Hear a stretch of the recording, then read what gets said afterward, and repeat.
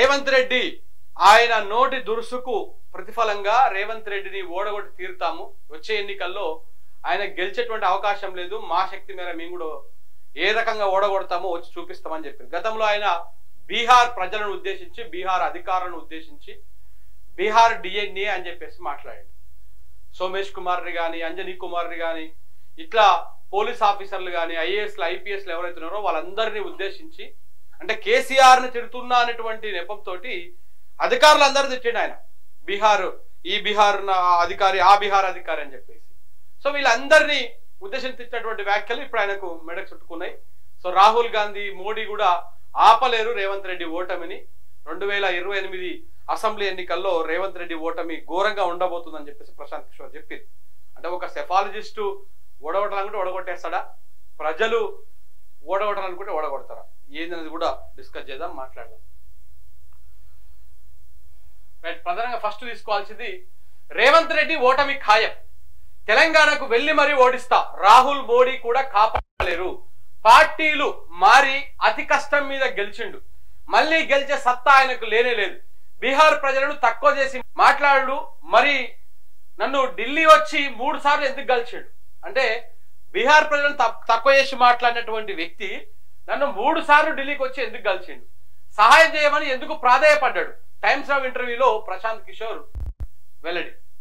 CM Revanth రెడ్డికి ఎన్నికల వ్యూహకర్త, జనస్వరాజ్ పార్టీ వ్యవస్థాపక అధ్యక్షుడు ప్రశాంత్ కిషోర్ గట్టి వార్నింగ్ ఇచ్చాడు. రానున్న అసెంబ్లీ ఎన్నికల్లో రేవంత్ను ఓడించి తీరుతామని శపథం చేశాడు.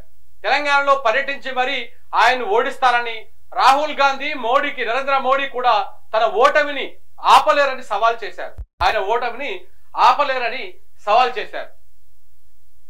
బీహార్ ప్రజలను చులకనగా చూసిన ఆయనకు బీహారీ అంటే ఏంటో చూపిస్తామని ఓ నేషనల్ ఛానల్ ఇంటర్వ్యూలో ఆయన చెప్పడం జరిగింది. గతంలో ఆయన ఎక్కడ ఫీల్ అయ్యిండు ప్రశాంత్ కిషోర్ అంటే, ఈ ఐఏఎస్లు ఎవరైతే ఉన్నారో, ఐఏఎస్లు అండ్ ఐపీఎస్లు ప్రభుత్వంలో చాలా కీలకంగా ఉన్నటువంటి వాళ్ళందరినీ ఉద్దేశించి మీది బీహార్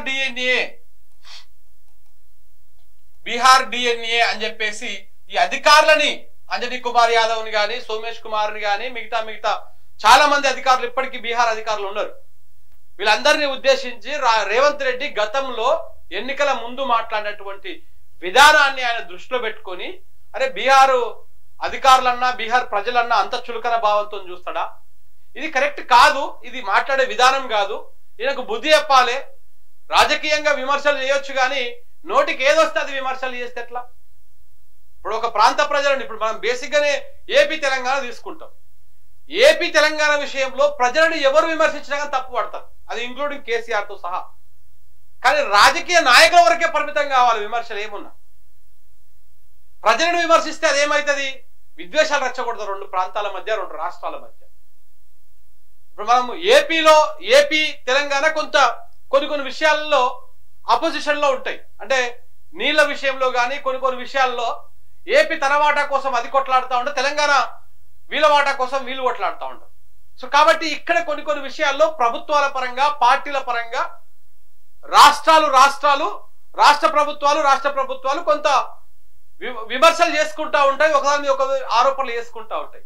అంతేగాని ఆ ప్రాంత ప్రజలు ఈ ప్రాంత ప్రజలు తిట్టుకుంటే ఏమవుతుంది, అది విద్వేషం అవుతుంది. ఇప్పుడు ఇండియా పాకిస్తాను దేశాలు కొట్లాడుకున్నారంటే ప్రజలే ఒక శాశ్వత శత్రువులు లెక్క విడిపోయారు. ఇంకా అంతే, ఇక భూమి ఉన్నంత వరకు, ఈ చరిత్ర ఉన్నంత వరకు మొత్తం 2 దేశాలు ప్రజలు కూడా పాకిస్తాన్ కూడా అంటే ఆడ ఒక శత్రువు అన్నట్టుగా మనము ఫిక్స్ అయిపోయినాం. అలాంటి పరిస్థితులు రాష్ట్రాల మధ్య రావద్దు అంటే రాజకీయ విమర్శల వరకే ఉండాలి. బీహార్ డిఎన్ఏనే ఒక దోపిడిదారు డిఎన్ఏ, బీహార్ డిఎన్ఏనే ఒక అవినీతి పరుల డిఎన్ఏ, బీహార్ డిఎన్ఏనే ఒక కరప్షన్ అనేటువంటి దాంట్లో వాళ్ళు ముందుంటారు. ఇట్లాంటి స్టేట్మెంట్ ఇవ్వడం వల్ల ఆ ప్రజల మనోభావాలు దెబ్బతినవా, ఆ ప్రాంత ప్రయోజనాలు కానీ, ఆ ప్రాంత ప్రజల మనోభావాలు కానీ ఇవన్నీ కూడా ఉంటాయి. సో దీన్ని దృష్టిలో పెట్టుకొని ప్రశాంత్ కిషోర్ నిన్న మాట్లాడడం జరిగింది. మాట్లాడి అవుట్ రైట్ గా రేవంత్ రెడ్డికి ఇచ్చిండు.